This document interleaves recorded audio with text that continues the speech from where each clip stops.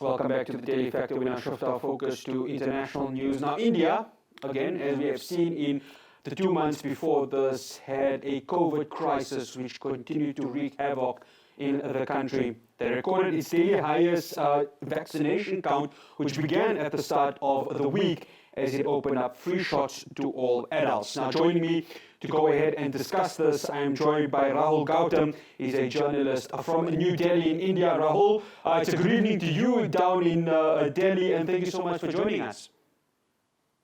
Thank you for having me. No, it's an absolute pleasure. Rahul, I just want to start off, of course, with the vaccination. They're opening up to free to adults. These are free dosages that are coming to the adults.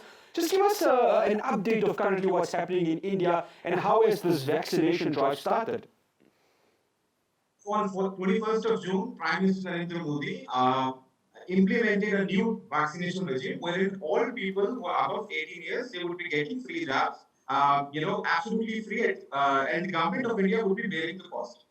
However, people who wants to go for private facilities, they can still avail this facility and go to private hospital and can pay for their vaccine.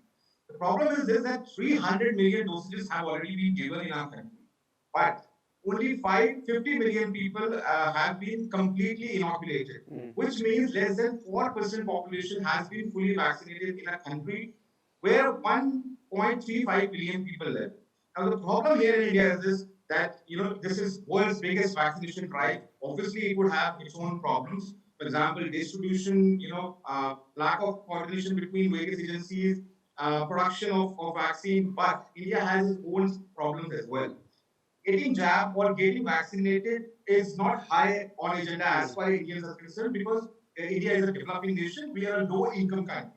So we have to take vaccine to the very doorsteps of the people, as we did in the case of polio. Remember, in 2012, 170 million dosages were given in a single day, which made our country completely free from polio.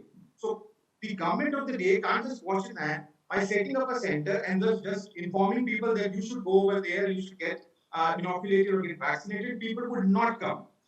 And so the only way forward is to vaccinate more and more people, because as we all know, that health experts are warning about third wave, which is, as many people are saying, predicting that it will hit India in the month of September.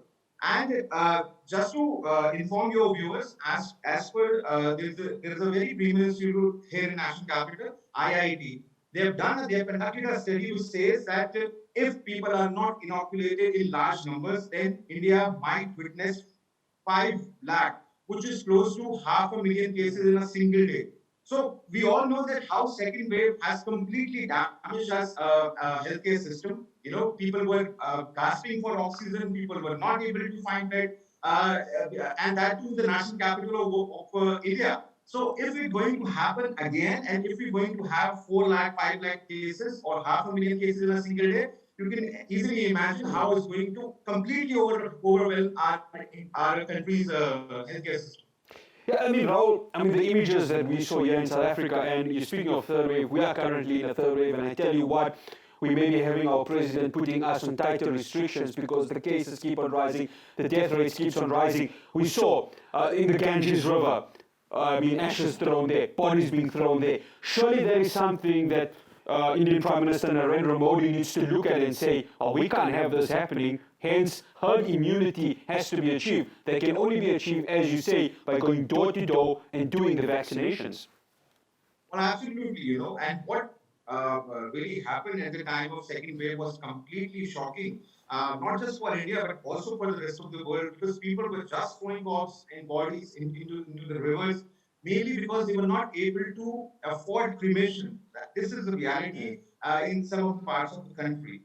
Now, they were not only putting corpses or bodies in river bodies, they were also putting other people's lives at risk. So obviously, Prime Minister Narendra Modi and complete cabinet and government needs to buckle up, needs to ensure that more and more people are vaccinated, because otherwise, if we are not going to have people vaccinated, then we are only leaving a huge chunk of population vulnerable to the third wave. And as I was telling you earlier also, we are not prepared at all, because many experts are saying that this third wave might affect children. Now, India is obviously, short of medical facilities, need customized facilities for children. And if it's going to happen in our country, the results would be very worrisome and very devastating, I must tell you. And as far as government of the day is concerned, they needs to, as I was telling you earlier, also needs to take vaccination drive to the very doorstep of the people. In fact, several states have been demanding the same for quite some time. However, the government wants to keep it in its own hand. It's a very centralized system as far as vaccination drive is concerned. So it's not going to help in our country. We have a target to completely inoculate people of country by the end of December 2021, for which we need to give at least 10 million dosages every day.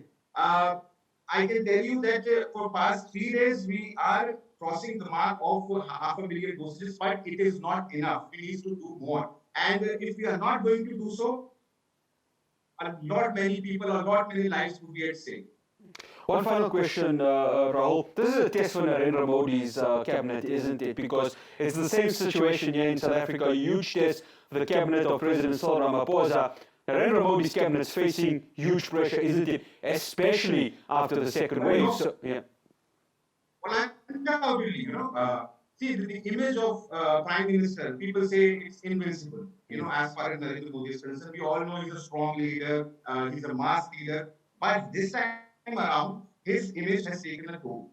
People are actually very angry with the COVID management of the ruling dissension, and they are not really happy. Now, this has obviously given oxygen and fodder to the opposition camp, which was completely invisible till this time. But this COVID management, which was not very good, in fact, some of the ministers also, some of the leaders also, they have also accepted that what was done was too little, too late, and we could have done better.